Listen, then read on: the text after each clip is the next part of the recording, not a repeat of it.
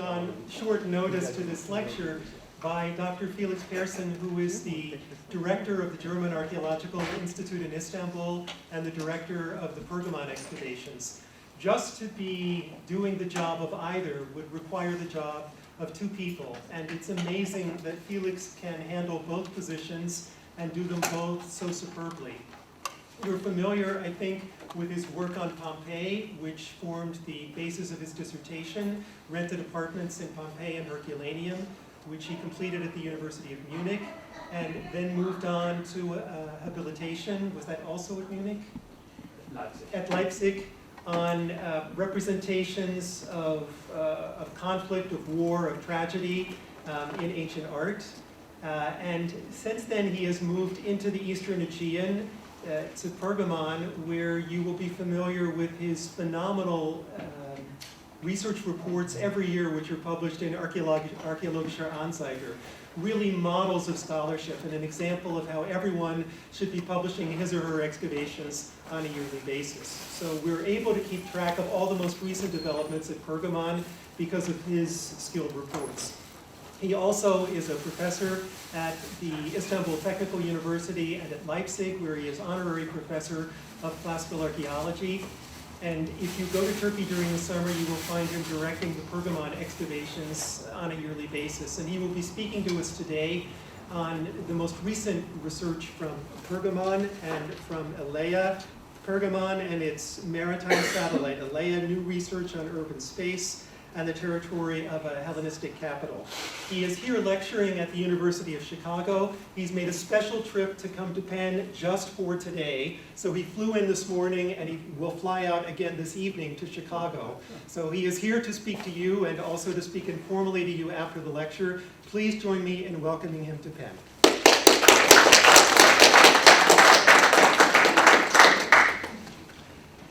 Yeah, dear Brian, dear ladies and gentlemen, thank you very much for this very, very kind introduction. I'm very glad finally to come also to Penn, and it's a great honor for me and to see so many distinguished scholars and colleagues here. And yes, well, what I try to present you in the next hour is a kind of overview about some of the activities in Pergamon. I will focus very much on let's say, on the recent research program we are doing there, which is dealing with the question of Hellenistic Pergamon as a kind of spatial entity. Yeah? We are looking at the city as a whole, not so much on single architectural complex or parts of the city, but on the structure of the entire city. As you can see here in the first slide, are the large parts of the city. You see here the famous Stadtberg, the city mount of Pergamon, are still unexcavated and unresearched, and we would like to try to integrate the already known part in a larger spatial and urban context. And such a kind of holistic approach, of course, cannot stop at the city walls.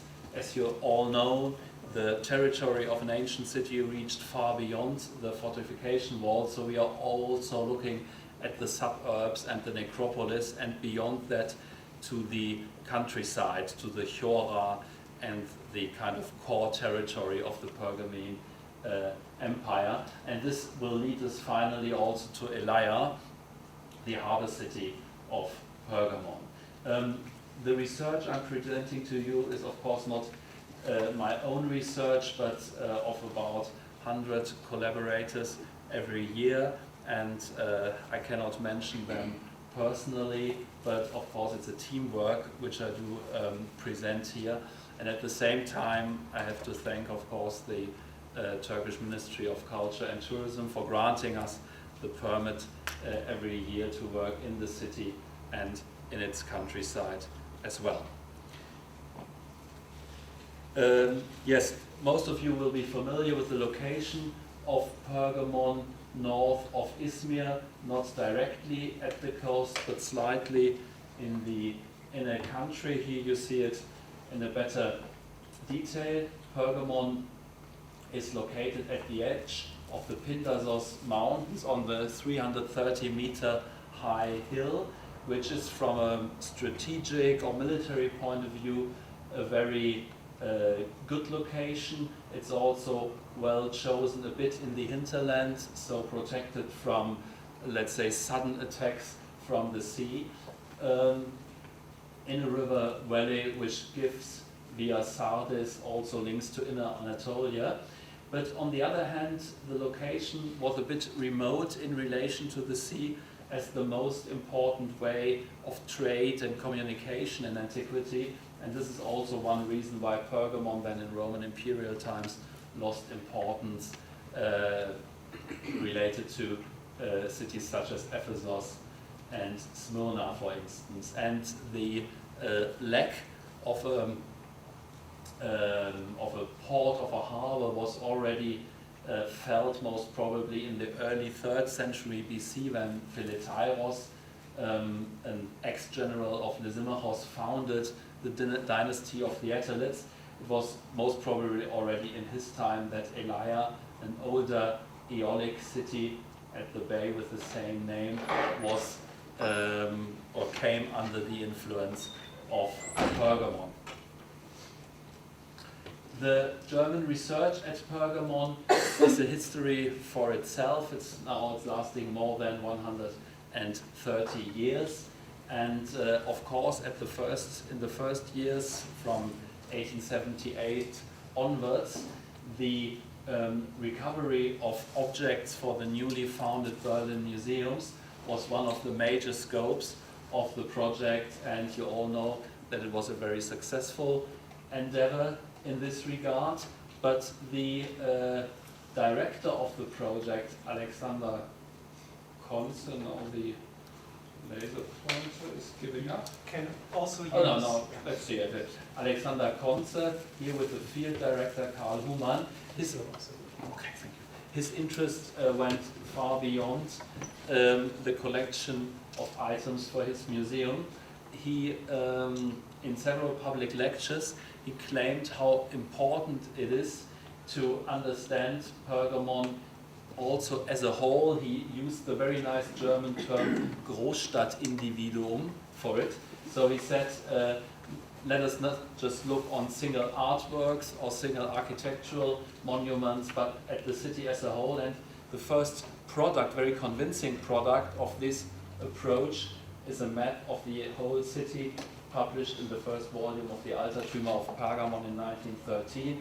And you see here the Acropolis or the Basileia with the great altar, and then in the lower city the gymnasium, the lower agora, and this is surrounded by the large Hellenistic, the big Hellenistic fortification wall of the 2nd century BC. So to a certain degree what we are doing now is actually a continuation of the approach by Konze. And the same goes for our work in the countryside of Pergamon. The first extensive research in the countryside of Pergamon, we would call it today a kind of extensive architectural survey, had been done in the last 2 decades of the 19th century. And the product is again a map, the basic product is again a map published in first volume of Altertümer von Pergamon, with Pergamon in the center and several ancient sites, also Elaia, shown here. Here you see the first and until now only map of Elaia, also published in this volume, and here you see some of our predecessors working in the ruins of Aigai, another important city in the countryside of Pergamon, where now the Ege University from Izmir is working. After that time, only scarcely research in the countryside has been done, no systematic work. So also in this respect, we continue the late 19th century approach. Under my predecessor, Wolfgang Rath, who worked for more than 30 years in Pergamon, became something like Attalos IV or so. The research focused very much on the living quarters of the city, which have been excavated in an area which we can label the Hellenistic old city, Altstadt of Pergamon. Again, here we have the Basileia, the Acropolis. Here an older city wall dating back to the 4th or 3rd century BC. And in this area, Rath excavated a certain part of the living quarters. That was a typical project of the late 60s, early 70s, where scholars said we have to go away just from temples and public buildings, but also look on the so-called daily life. And the results are very important for our knowledge of Pergamon, and also to a large extent already published. But under Wolfgang Rath, several other projects have been done. In particular, he had a great interest in the reconstruction of the street system.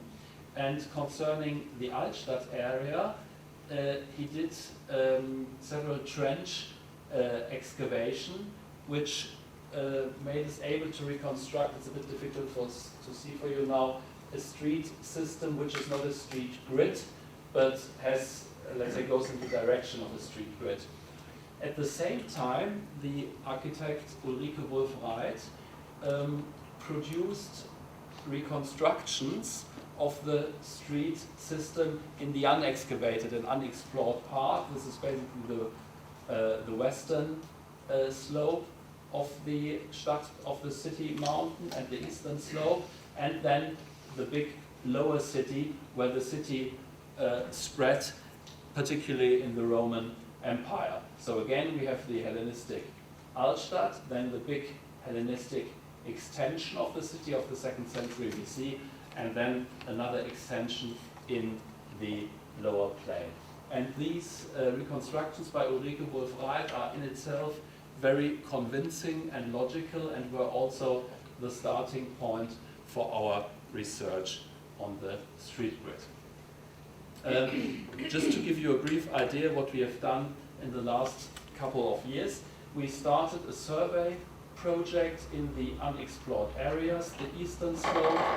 We began at the western slope. We finished also with the northern slope outside the city, but with lots of interesting informations. We did architectural research in the area of the gymnasium, the big Hellenistic city wall, and in the area of the palaces. We did small-scale trench excavations at the eastern slope, the northern slope, in the gymnasium, the lower agora. And all these projects and all this kind of holistic attempt, which is working, let's say, on large areas with different project needs, of course, a kind of centralized documentation system. So we developed a new database which slowly became a kind of standard within the DAI, and this database is now extended to become a proper GIS system. And the big advantage of the system is that all kind of projects can be included, either current excavations as well as research and publication of older projects. And for a GIS system, you need, of course, new cartographic surfaces. So we produced a new documentation, 3D documentation of the relief of the city mountain, and we did it in a way that the measuring of the surface becomes a kind of method of archaeological prospection as well. So you see lots of details in this model which you wouldn't see if you are in the terrain yourself. And the first product of this work is a new digital map of Pergamon, which is not complete, of course. You see here in red the ancient monuments. Also large parts of the entire modern city more or less is included, because you have grave mounds, the Asklepion, the Red Hall, and other monuments in here.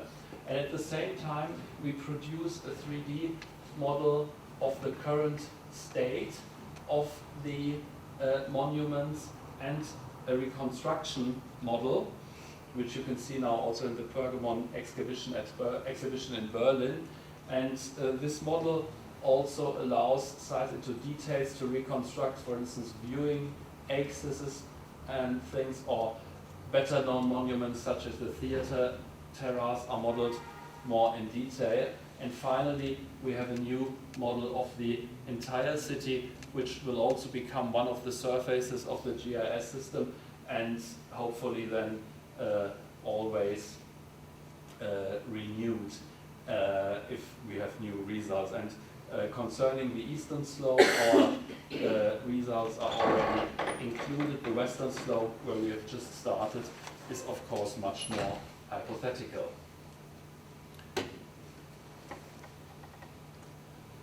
So the aims of the city survey are basically on the eastern and the western slope to get an idea of the density of the ancient settlement, on the structuring of the architecture, and that means first of all and foremost the street system, and also, at least in certain glimpses, an idea of the stratigraphy and the development of the settlement. Our starting points are the two slopes, the eastern slope and the even larger western slope, partly very steep terrain and difficult to work, and the reconstruction of the street grid by Ulrike Wolf-Reit. We work there with a mixture of methods which contain geophysical prospection, rather difficult in this terrain, then all architectural remains or all worked rocks are documented, drawn and included in the GIS system, as well as a pottery survey, which is then also evaluated within the GIS. And finally, at some particular crucial points, we do stratigraphic excavation. On the one hand, to check the results which we got from the surface prospection. These trenches are not spectacular at all, but quite important for us to see here, for instance, the sewage channel of a street. All the covering of the street has been lost, but here you see an edge of a building which is adjacent to the street, and in this part here we found several floor layers, so we get at least an idea of the settlement history by these punctual excavations.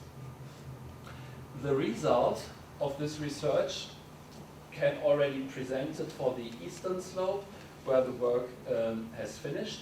We can reconstruct also a street system, but no street grid. We have groups of streets which are parallel, but these groups are in relation to each other, are not parallel, but they are following much more the terrain as had been proposed by Ulrike Wolf-Reit. You see larger insulae, for instance, closer to the lower agora in an area which is less steep, so these larger insula could be used for bigger and more prestigious peristyle houses, while in the middle part of the eastern slope, which is very steep, we could reconstruct some insula which have a size of about 35 to 45 meter, which is approximately the size of the insulae from Priene. This is very, very small for a Hellenistic city, but such a small kind of planning module, module in German, makes sense in such a situation where, of course, due to the steep terrain, you need a small module to be more flexible in planning. The streets themselves are remarkably wide. They reach dimensions of up to 4.5 meters. This is approximately the width of the main road of Pergamon, and much bigger than the maximum 2 meter wide street in the Altstadt. So you see that there was in these in the large Hellenistic new city, there was a very a much more ambitious claim concerning prestigious city design with such broad roads. What is also interesting to see is that in the northern part of the eastern slope, we are not able to detect the system. This is probably due to the fact that this area is particularly steep, and you find valleys in there, 2 valleys, and also several prominent rocks, which make a normal urban settlement, normal urban building in this area very, very difficult. And that was most probably the reason that this area was not systematically systematically built up with such a street system. What we have here instead are older, let's say, older tracks of streets, which are even more oriented to the terrain. And here, for instance, we have one road coming from the north, which was also, how do you say, befahrbar in English? Wheels, vehicles could use this kind of road here, while of course these roads here were much too steep for wheel traffic. You have to imagine they're kind of step roads. What we could also show is that the settling up of this area, which has been newly included in the city in the first half of the 2nd century BC, didn't happen at the same time. The earliest stratigraphy we could find in this area here is not from the early 2nd century BC, where the city was enlarged, but from the early 1st century BC. So probably the building activities started close to the lower agora and then slowly proceeded to the north. Another point of interest, but I can show this only very briefly, is that the street system here shows clear relations with the complex of the gymnasium, one of the most astonishing Hellenistic buildings in Pergamon, which was of central importance for the city's civic identity, and clearly one of the core monuments of the enlargement of the Hellenistic city.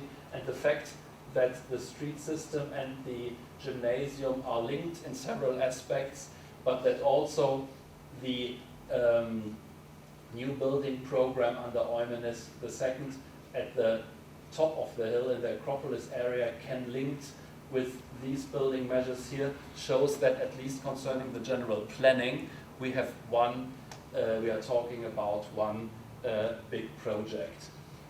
We are of course very interested if we can show the same things for the western slope. We just started work there, but you can see, for instance, here that this road is just pointing to one edge of the terrace of the theater, and another road is pointing to one edge of the orchestra of the theater. So probably also there was a relation between the street system and the building project under Eumenes II, so that this forms another argument for a comprehensive project. And the fact that we don't have in Pergamon anymore now a street grid as reconstructed by Ulrike Wolf-Reit, but a very different system which is much more oriented on the terrain, makes Pergamon again a kind of special case in Hellenistic city planning, where normally these street grid systems were preferred. And but the same thing goes also, let's say, for the building up of the Acropolis, where also the planning is not according to a grid system, but rather to kind of spectacular arrangements enhancing the already spectacular situation of the city mountains, the city hill, and this seems to be one comprehensive system. I mentioned the northern part of the eastern slope. You see it here, which is, as I said, not very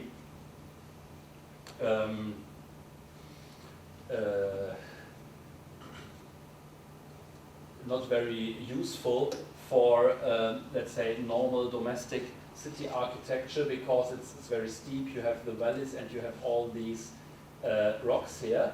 So it wasn't built up in a very dense way, but it was interesting for the old Pergamenians from other aspects. You see these partly quite spectacular rock formations, and they drew the interests of the Pergamenians in the sense of cultic activities. And in our research, we could find out that the northern part of the eastern slope obviously was, among other functions, a center of cultic activities in kind of natural rock-cut sanctuaries.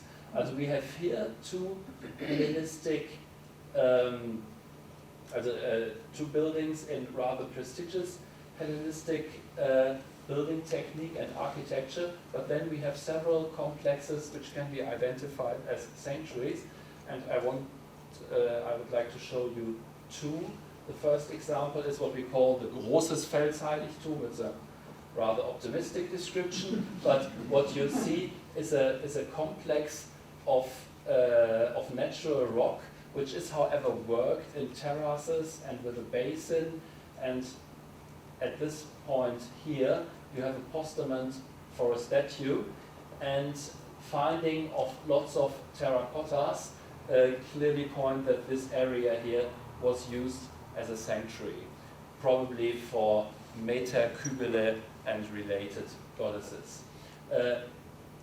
Even clearer, this identification is in case of a place which we have called the Grotto Sanctuary, because there are two small natural caves have been artificially worked into grottos, and in front of these two grottos there were two rooms cut in the rock, and particularly from the right grotto here, which is about 4 meters deep, amazing great number of pottery and terracottas and animal bones could be recovered. I just give you a general idea of the terracottas and their quality. This is one example of the pottery. We have other entire sets of these late Hellenistic pottery.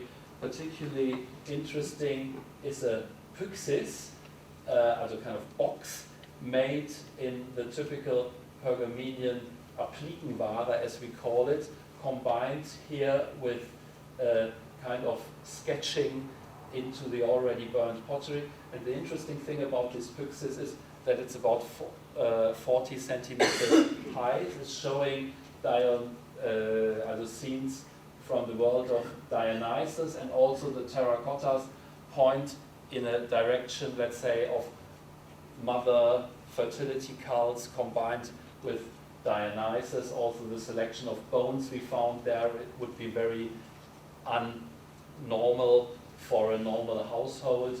So we can also identify these small complex as a sanctuary of natural goddesses. And this is, of course, for the sacred topography of Pergamon very interesting, that we do not only have, let's say, the big sanctuaries like the sanctuary of Athena and the great altar, and then the mystic cults like the sanctuary of Demeter, but also that a very natural and somehow fascinating area inside the city. This is important. Normally you find this kind of sanctuary outside. Inside the city was incorporated in the sacred topography of the city. With that, we already leave the city and have a look in the area of the suburbs, which is particularly characterized by the Necropolis. As you all know, Necropolis are one of our main sources for the social life, but also for questions of anthropology of ancient cities. And it's somehow astonishing that we do know so little so far about the Necropolis of Pergamon, and therefore I decided also to include them in our research project. And I would like to present you at least some glimpses on our work. I will briefly talk about the southeastern necropolis in this area here. Then we will have a brief look at the Yima Tepe, the largest of the grave mounds in the plain in front of Pergamon. We will talk about X-Teppe, who doesn't have a proper name and therefore is called X-Teppe. And we have a look at the tumulus on the Elias Teppe next to the city mount. The southeastern necropolis was discovered in excavation we did together with the Museum Pergamon as preparation for this infamous cable car which is leading now to the top of the Acropolis. And what we found there is a group of rather wealthy Roman grave buildings. The burials themselves were mostly disturbed, but we still found interesting materials such as this bone kind of winged mummy, also an Egyptianizing figure about this size, which was together with other pieces part of a cleanae, of a bed, which was burned in the burial process, and gives us some ideas about burial customs and also interest for Egyptian cults in Pergamon. This year we continued the excavation in the surrounding of these grave monuments, and to our disappointment we didn't find more of the grave buildings or these little grave temples themselves, but in deeper layers we found very well preserved burials which weren't disturbed. Here I show you an example of the finds from a female burial from the 2nd century AD, and this wasn't not now a rescue excavation anymore, but we could directly include anthropologists in the excavation, and so we are expecting lots of results also from an anthropologist's point of view. Very fascinating, of course, are the big tumuli of Pergamon, how big they are.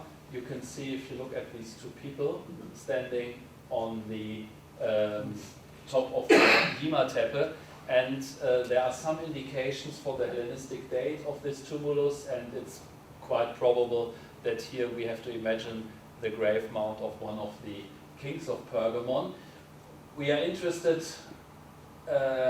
in the inside of the tumuli, but first of all we are interested in the tumuli themselves and their function as kind of symbolic markers of the terrain. You have to imagine in a period without maps which were already available or GIS systems or whatsoever, it was essential for rulers, or let's say for power structures, to mark their terrain, yeah, and set signs of their power and their property in the terrain. This could be done, let's say, by extra-urban sanctuaries, for instance, but also grave mounds were an appropriate tool. And the view you can see here with the city mount of Pergamon in the backside is basically the view which somebody had who came from Elaia, who came from the sea and approached Pergamon. And the Yima Teppe is a kind of overture to the city mount, yeah, which of course has also a symbolic message concerning the power relations in this kind of core territory of Pergamon.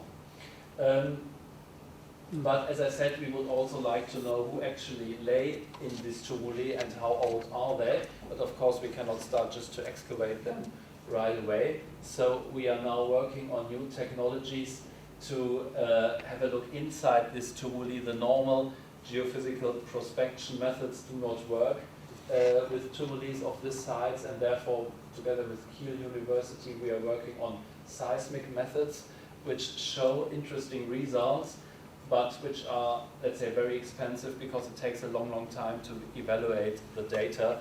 And although the first results are promising, but it's still a certain way until this can be used in practice.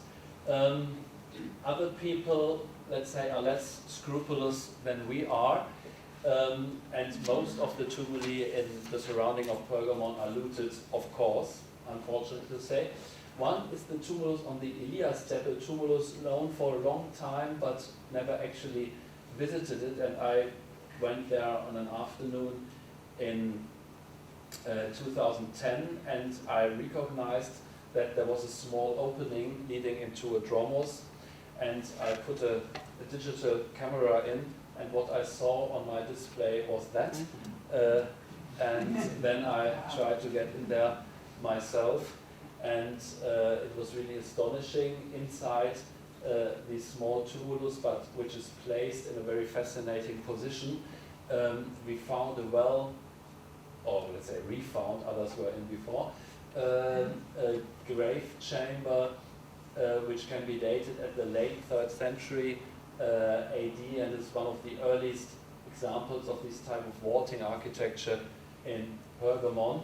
Also, the stone door was well preserved, and with the help of a helicopter from the ministry, from the forest ministry, we carried this door to the local museum, and that was really a surprise. We were happy enough to find at least remains of the burial. The burial, this is very unusual, the main burial was placed under the floor, something which I wasn't able to imagine, but the looters of course were, and they had opened this sarcophagus at an edge and took all valuables out, but we were happy enough to find one small vessel which can be dated very well in the late 3rd century AD, and we found remains of the skeleton which also show some interesting features, so that we can now hypothesize about the person who was buried in this tumulus.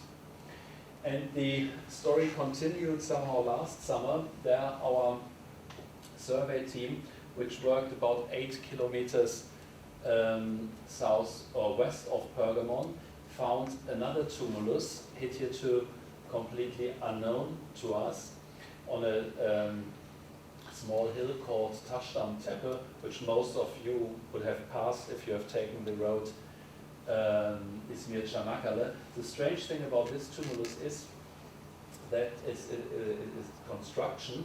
We have a kind of double-story chamber, main chamber and upper chamber, which was accessible via a dromos. Nothing remained from burial finds, so we have no indication concerning the date from finds, but the building technique points, I would say, to the 4th century BC, a period which was characterized in this area by local small aristocrats, described vividly in Xenophon's account on the Anabasis in this area. And what was astonishing is the use of huge monolithic limestones. Yeah, we have one of these monolithic limestones here, and another even bigger one as floor of the lower chamber, and they had weights of at least up to 12 tons, and it must have been already a very symbolic and prestigious performance. Then these huge stones have been carried through the entire valley of the Caicos to the Taşdam Tepe. We know roughly where they must have come from, and this was as not only the burial itself and the monument, but the building process and the carrying of this material must have been a presentation of power. And I mean, looters in Turkey are rather professional, and they thought, well, there might be something else under these limestone floor as well, so they cracked it partly up, and then with a it must be a quite powerful drilling tool, they drilled through it, and but obviously they didn't find anything. But after the experience of the last year and the burial under this limestone, I didn't want to close everything up without being really sure that there's not another burial under it. And then with geophysical radar, we controlled it, but now we can clearly say that there is no burial, no chamber, no hole under it.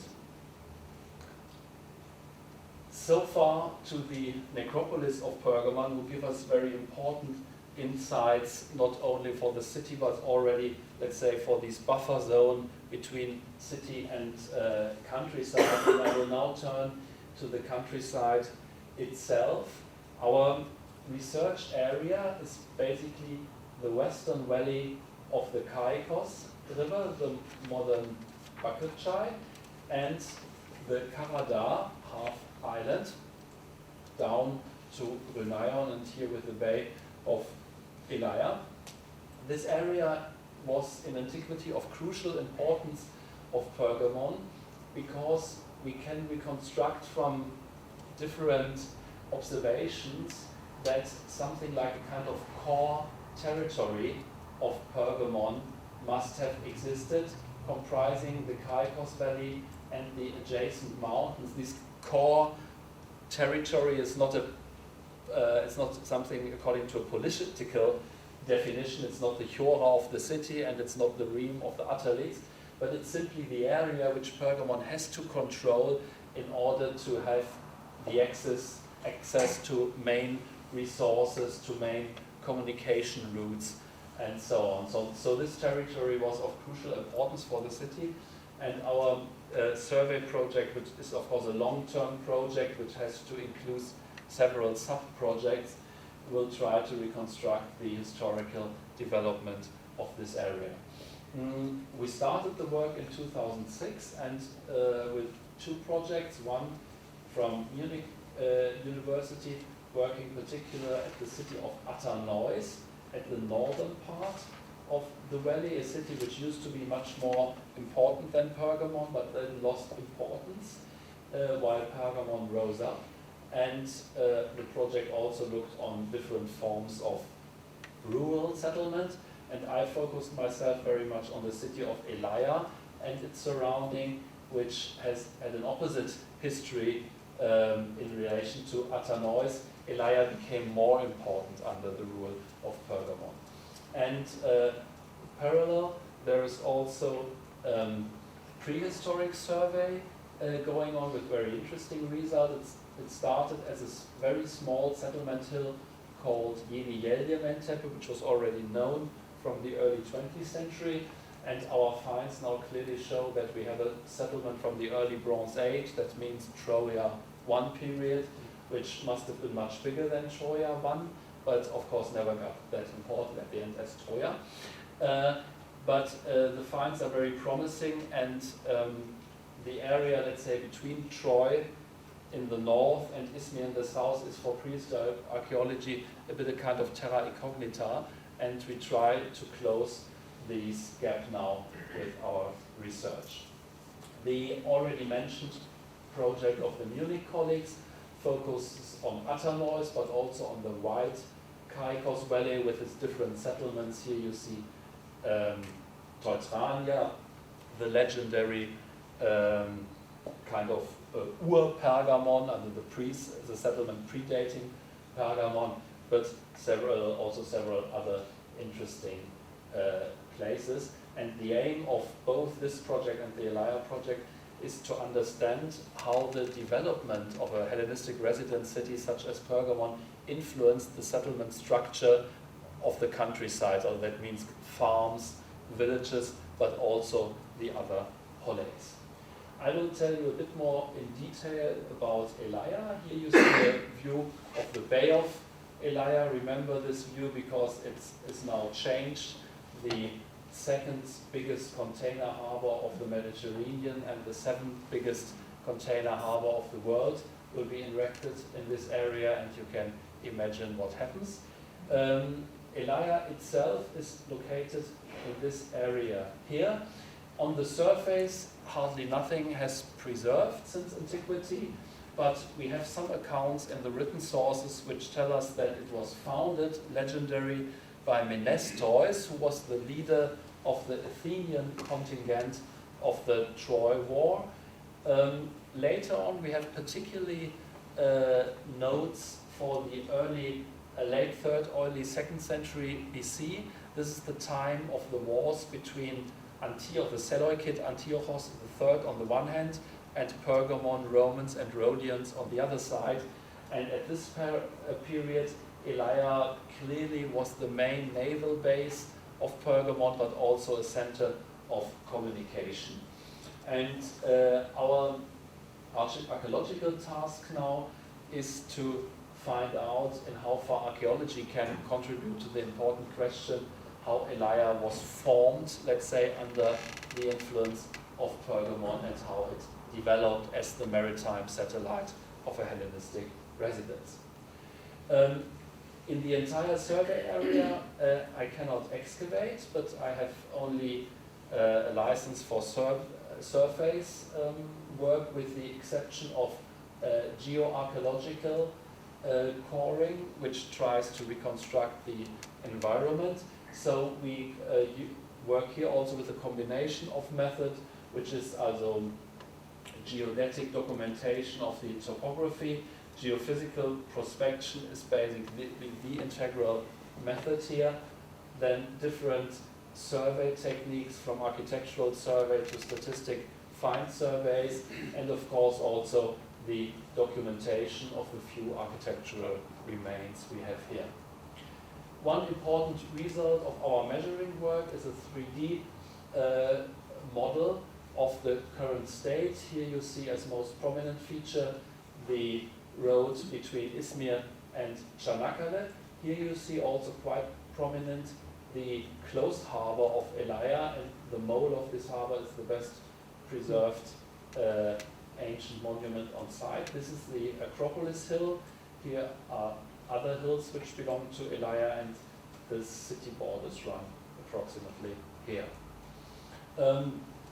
Here you see a view from the Acropolis into the harbor basin, and here quite the opposite, from the harbor basin to the Acropolis of Elaia, which is not very impressive, in particular in relation to Pergamon. It's just 18-meter high, but in the flat coastal area it's still a prominent position. And here you see our archaeological map of Elaia and the surrounding areas with different burials, the smaller Byzantine settlement and other features. What did we find out so far with our different methods? We can reconstruct now the city plan to a certain detail, particularly due to geophysical prospection. The red line here is the city wall. It starts with a tower next to the closed harbor, runs alongside the Acropolis hill, and then in the direction of Pergamon and close to the track of the ancient road, which must have run somewhere here, the city wall forms a kind of what we call a bastion in Germany, a kind of fortified place where we also found several stone bullets. Then it continues following the terrain and can be at certain points detected in this area here. In the northern part of the city we could find finally a proper Hellenistic street grid with a north-south orientation and insulae with a relation 1:2. As it's typical for Hellenism, we could find remains of several buildings and so on, while the southern part of the city is astonishingly free of remains in the geophysical prospection. But what we found and what explains this remarkable difference, here you see this respective geomagnetic image, is a wall which separates the area of the city in two parts, a so-called diatechisma, which obviously separated a northern, densely settled part into a less dense settled southern part. And if we now look again at the waterfront, we have here the closed harbor. Here we have a very heavy quay wall, and in the quay wall a big building was included, which most probably is now Stadtmon, also a big ship shed building, which is requested here basically for naval ships. But in the southern part we had a kind of beach harbor. Yeah? And a beach harbor is something which is an antiquity, but also in Middle Ages something very typical, which however, at least from the Hellenistic time onwards, is not suited for merchant vessels, yeah, because they need deeper harbor basins. But for military vessels, these kind of beach harbors were still used in the Middle Ages. And so we imagine that this was a kind of multi-purpose military area where you could bring troops together not only for naval purposes, but also for securing the southern access to the Caicos Valley. And at the same time, with wooden structures, and wooden structures were common in antiquity, even if we don't hardly detect them, this could be also used to tier naval vessels on the beach. And we know, for instance, from Polybius and Livy, that in one winter the Pergamenian, the Roman, and the Rhodian fleet together stood at Elaia, and we imagine that in this special situation this area has been used, while a certain fixed conting area with the large ship sheds. It's also interesting to see how much the size of the city depends on the size of the waterfront. Yeah, it's a somehow very unnatural layout of a city, which a relatively small city, which a large harbor front, and then in particular this distinction in northern and southern part. And this shows that we are not dealing with a city which organically grew, but which was modeled according to the needs of a superior power. This is Pergamon in this case. These observations are confirmed by the results of the pottery survey. We have material from the early Bronze Age until late antiquity, 6th, 7th century AD, lots of material on the surfaces.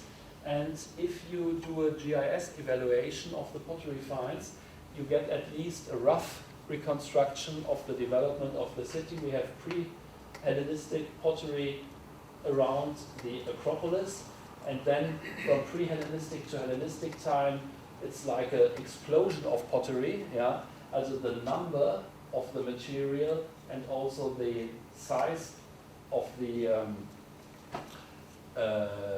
Verteilung, spread of the material changes immensely from pre-Hellenistic to Hellenistic period. In Roman times, the image remained roughly the same, and then in late antiquity, also 5th, 6th century, we can again envisage a concentration around the Acropolis, and can later show that at least in the late 6th, early 7th century, the city was abandoned and refounded probably a bit more in the inland. And what is also interesting to see that this zone here, where the Artaitisma runs, marks also in the pottery concentration a big difference between dense pottery concentration and then these multifunctional military zone, as I call it, in the southern part, which with a much less dense concentration. The relations to Pergamon become also clear if you look at single finds, particularly regarding the architecture. For instance, these unusual kind of triplex column, which is from Elaia, finds its direct parallel also concerning measure relations in Pergamon. Some few remains of the city wall of Elaia show concerning the size of the block and the kind of mason's workmanship, masonry techniques, close parallels to the big Hellenistic city wall of Pergamon, and this is also confirmed by mason signs, these alpha and rho here, which we know in an identical form from Pergamon. And also in the military technique, we have close relations. These are stone bullets from Elaia, and they match the calibers of stone bullets from Pergamon, either very close or they are absolutely identical. Yeah? So on several levels, we have these relations with Pergamon. But it would be too simple, let's say, to find a monocausalistic explanation for the development at Elaia and to point everything to Pergamon.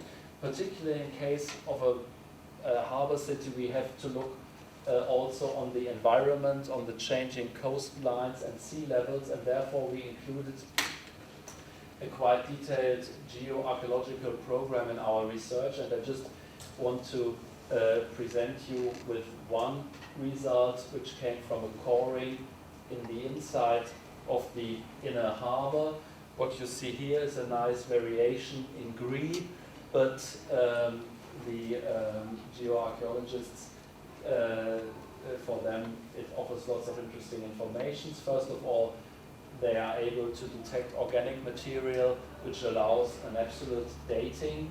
So here at the depth of 7 meters, we are 4th, 3rd century BC, 3 meters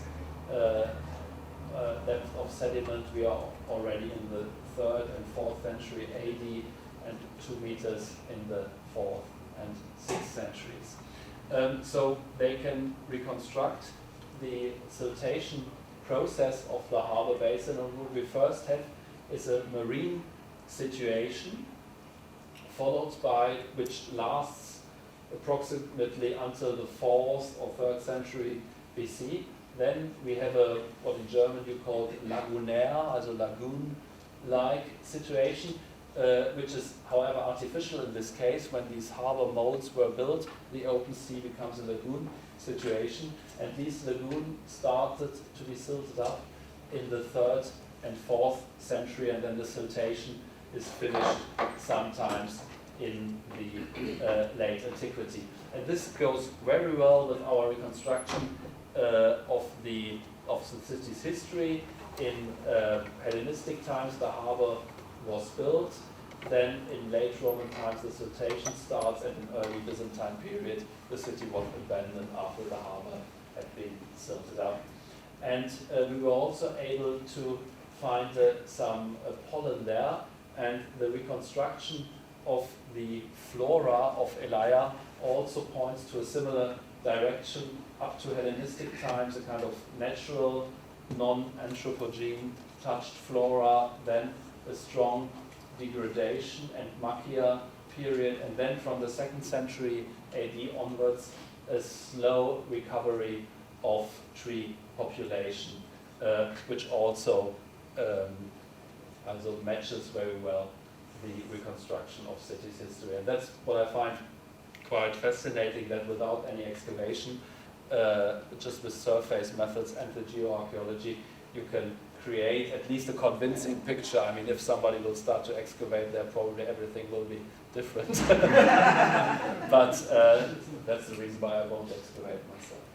Okay, good. So to finish up, just one quick view to something which is also very important for us, that is conservation and restoration at Pergamon. As you all know, in Turkey, excavators are forced to do that, but I think this is generally a very good policy, because we have a responsibility for the monuments, perhaps not only we, but also the Turkish side, but we definitely have this. And what we try to do is, let's say, parallel to the archaeological work, to have run at least one big conservation project, and we have chosen since 2005 the complex of the Red Hall, which you see here, a basilica with 2 towers and a large open square in front of it, a sanctuary probably for Egyptian goddesses of the 2nd century AD, which has been studied in detail under my predecessor in Istanbul, Adolf Hoffmann. And on the basis of this work, we have decided that a conservation project is particularly necessary in case of the South Tower and the adjacent buildings, and that we have started with the support of different sponsors. And particularly difficult was the vaulting of this round tower, which is completely preserved from antiquity. This is a Ottoman edition here, but the rest is all Roman, so we had to clean this up. We documented this. We had to secure very heavy blocks, which have been secured before only by single stones. And then the entire roof was recovered with the lead coverage. We do not know exactly how it was covered in antiquity, but lead is at least one possibility, and we found a specialist, this 80 years old gentleman here, who still knows this technique, and he worked also at the Hagia Sophia in Istanbul and had long experience and made a very nice roof there for the new building. And also inside there was lots of work to do, and we rearranged it as a museum with a new visitor platform because the ancient floor was partly destroyed and we left it as it is under the platform. So if you come now to Pergamon, you can get an idea of this wonderful room atmosphere of, let's say, the Pantheon of Pergamon, to exaggerate a bit. But it's a very nice example of Roman architecture and its decoration. And currently we are working on a new project. We want to re-erect one of these monumental figures with work as supporters for these roofs or these colonnades which run at the side of these two big courts, and instead of columns, double sculptures were used with Egyptianizing iconography, and this is also the basic argument for the identification of the complex as a sanctuary for Egyptian goddesses. And with the usage of some original parts, but most parts we reproduce in marble, we want to put up one of these 8-meter high figures to give the visitors at least an impression how it looked like. And there we follow our old strategy that we only work with local workmen and local material. And the gentleman here was trained at the Trajaneum conservation site, and now his son is also working here as a stonemason. And yeah, the project is proceeding quite well, so I hope in 2 years it will be finished.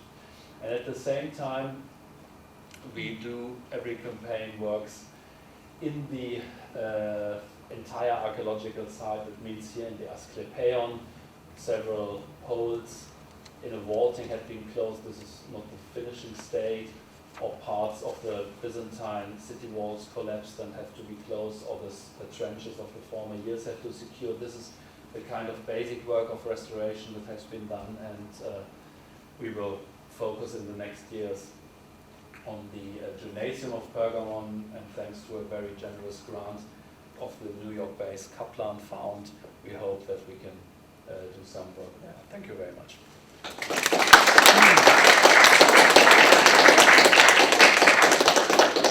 Well, I think you'll all agree with me that this was a model of what all of us currently working in the field should be doing. This really was a sensational presentation, and wonderful to see the extent to which the project is such an important component of the local community as well.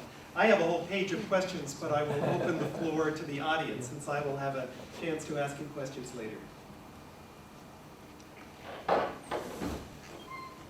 Felix, you can. I was interested in the layout of the lead roof of the vaulting, because it's quite different from what we know from Constantinople, at least from tradition from the Suleimania on down to the present. And it's entirely different from the lead system that we used when we re-leaded Kalabirhana. And we used for this a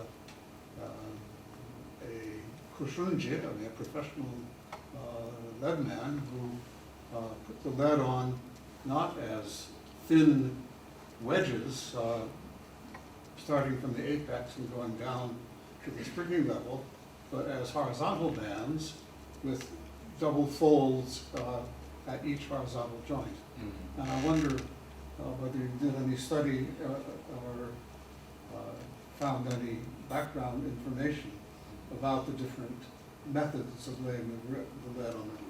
Well, as the person to ask about this is my colleague Martin Bachmann, who is also in charge of all the conservation project.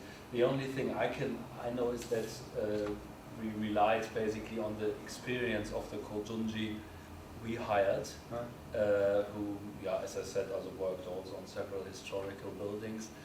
And, well, he wanted to start as he did. So, but now the roof is there for 2 years, and therefore, so far, we are very happy with the result. And what I found very convincing is that he hardly didn't touch at all the original, the Roman surface of the roof. Yeah, so what he did, of course, was he put a thin layer of lime mortar, and then these material what we call lehm in Germany. Also earth basically, beaten straw earth, yeah, and beaten earth, and then yeah, as the a lead sponge. covering, Yeah, and yeah. due to the, I mean, an aluminium roof would have been much more economic, but